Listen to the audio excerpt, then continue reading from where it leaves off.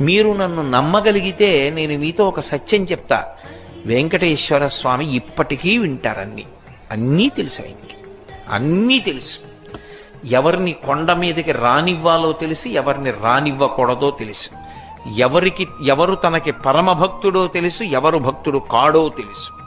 నేను మీకు ఇంకా సత్యం చెప్పాలంటే, ఆయనకి అభిషేకం చేసి స్నానం చేశాక ఇప్పటికి చెమట పడుతుంది.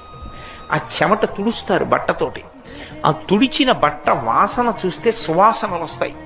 మొన్ననే నేను వెంకటాచలం వెళ్ళినప్పుడు ఆయన ఒళ్ళు తుడిచిన బట్ట కళ్ళజోడు తీసేయమని నా కళ్ళ మీద పెట్టారు. వెంకటేశ్వర స్వామి వారిని ముట్టుకున్నప్పుడు పసిపిల్లవాడి శరీరం ముట్టుకున్నంత మెత్తగా తగులుతూ ఉంటుంది అని చెప్తారు.